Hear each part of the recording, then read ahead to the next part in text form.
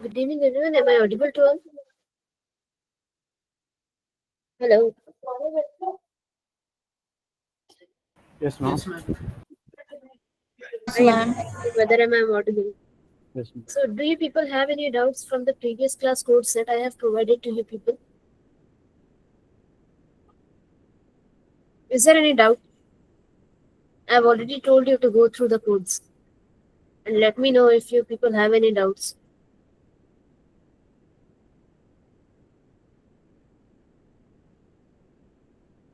Guys, this is what I hate the most. Whenever I ask certain questions, you people don't even respond me back. What is the point of me keeping going on talking and talking inside the class?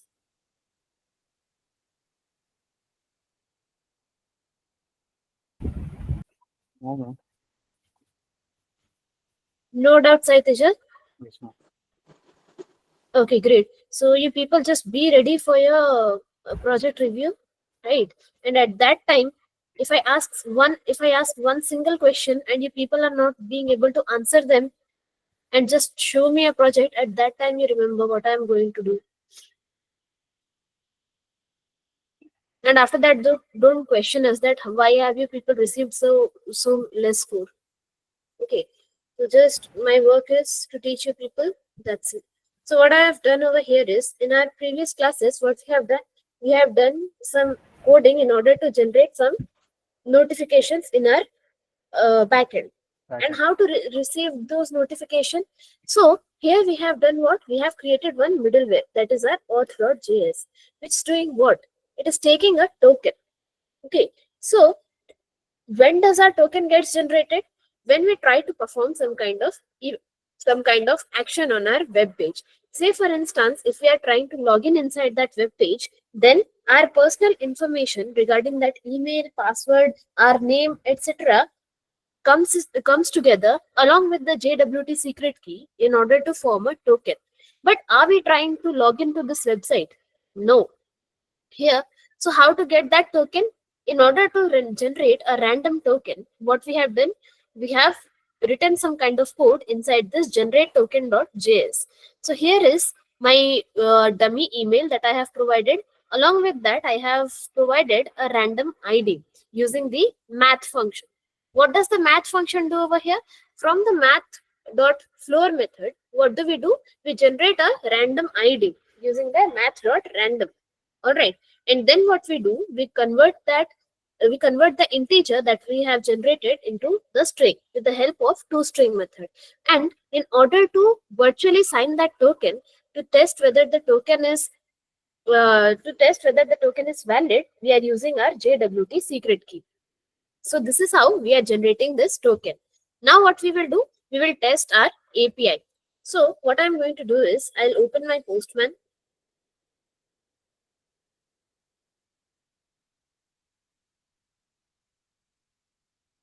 So what I have done, I have set the validation of this token for 1 hour. This means even if I paste the same token till 1 hour, then it will not going to throw me any error. So here, this is my endpoint, that is localhost 8000 API and notification. And then for the post, I have provided an empty endpoint. Okay, so here what I will do, I will go to my headers, and here I have provided the authorization. And what I will do, I will erase this entire thing, and then I will copy this entire token, and then I will paste it over here, providing a space after bearer. I have pasted it, and then what I will do, I will run the server. Here what I have done, I have just run this generate token. But what I have to do, what? I have to run this server.js. For that, I will split the terminal, and then I will write nodemon server.js. Now the server is running. Now what I will do, I will hit the send button.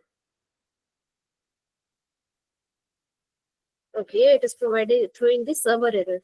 Why is it throwing the server error? Cannot destructure property 2 of required body as it is undefined. Okay, so it is also saying that inside this folder that we have, notification controller.js. What is it present? Here, the two cannot be destructured. So what I have to do? I have to provide two title, body, and data inside the request.body.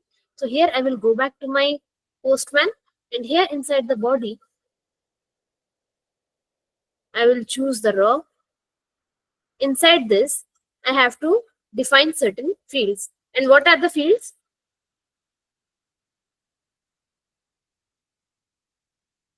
What are the fields? Title, And next body, date, 2. why Data. is just a single one is answering? No one else is there inside the meeting or what?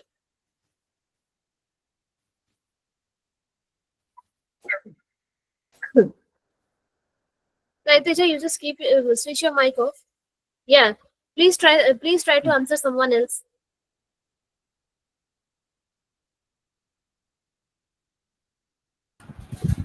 ID, title, body. Okay, along with that, provide me the values to provide over there.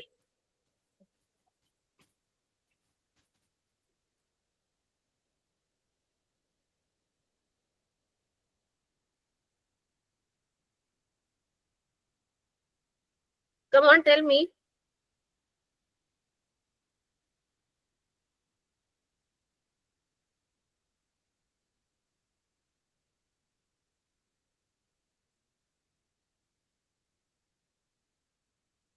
Yeah, I'm waiting. Tell me fast.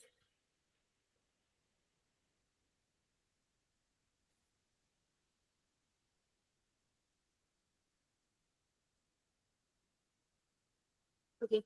So here what I will do, I will mention the two, and to this what I will do, I will provide some dummy user. Say for example, I'm providing user 123.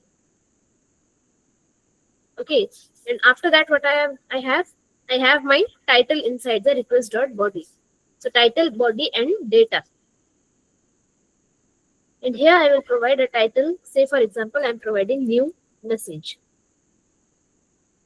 And after that, I will provide body.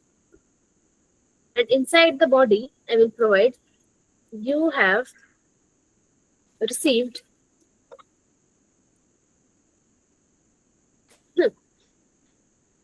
received a new notification. After the body, what I have, I'm having data. Alright. So inside the data, what kind of field that I have provided? I have provided the object type, and then if nothing has been provided inside the data, then it will take a default an empty object. So here I will go, and then I will provide the data in an object format. So here inside the data, I will provide the type, and here I will provide chat. Chat is the type, and after that I will provide the chat ID, and here I can provide the chat ID as ABCD1234. That's it. And then let's try to send the data again. Let's see what kind of error it throws again the same error. And this time, what is that?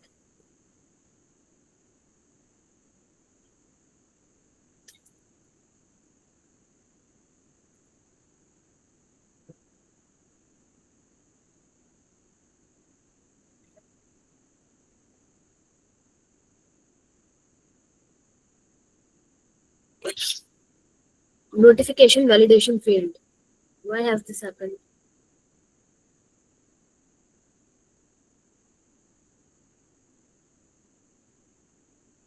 Input must be a 24 character hexagon string, 12 byte unit 8 array, or integer. So here, what is the reason? Can you people see over here? Yes, ma'am. Okay, let me expand it.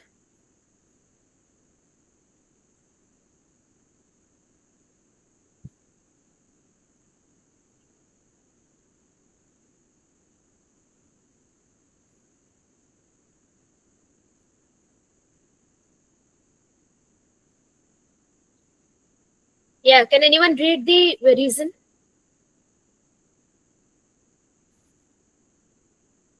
Switch your mics on and read the reason. Notified validation fails to caching to object failure for the value user 123 type string at the part to the because of Okay, all right. So here we are getting the same error again. So what do we have to do? In order to remove this recent error, we have to provide some other data. And that data must be of,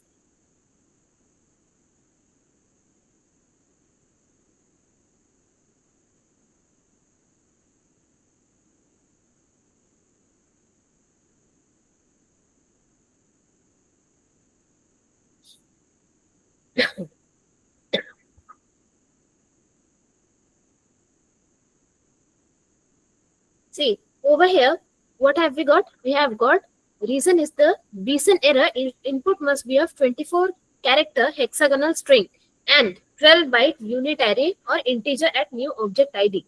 Which means what? Our Mongo schema has the field to define an object ID. Alright. But in our request, what are we sending? We are sending user123, which is just a plain string. So what do we have to do for that? We have to provide uh, an object ID. So what do we do over here? We will go to our Mongoose MongoDB compass,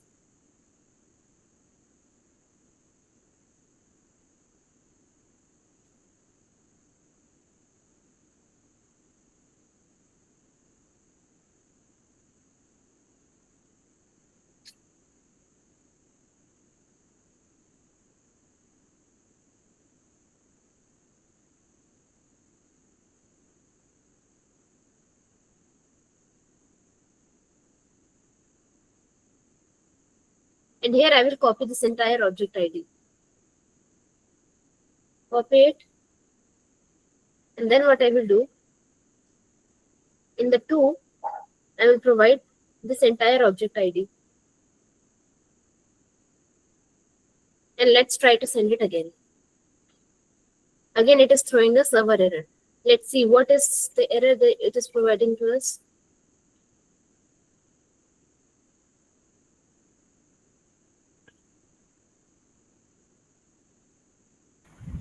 same error.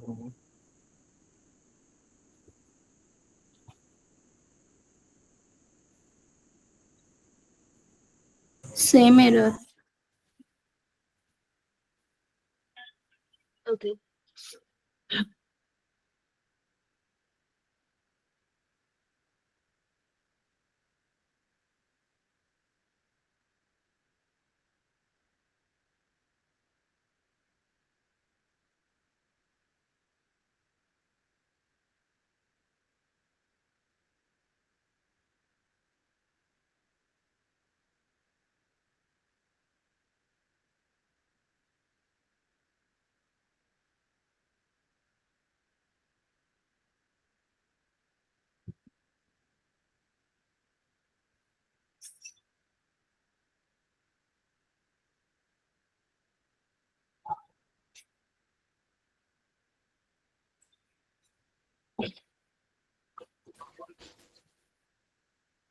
Just a second. Let me check this entire database schema at first.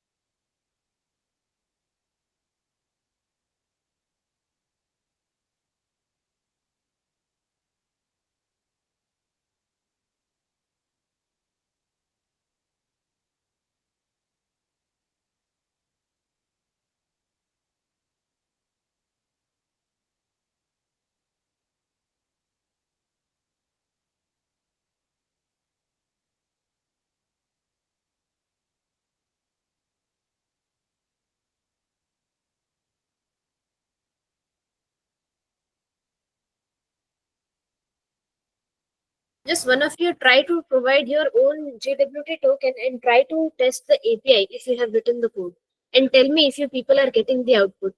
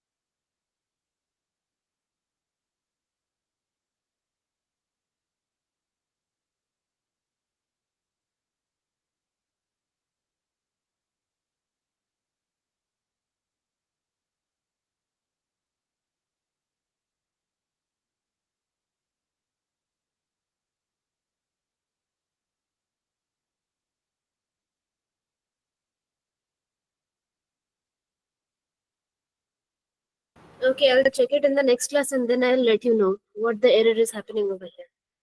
And be ready with your doubts in the next class, because in the next class we are going to study about the whiteboard.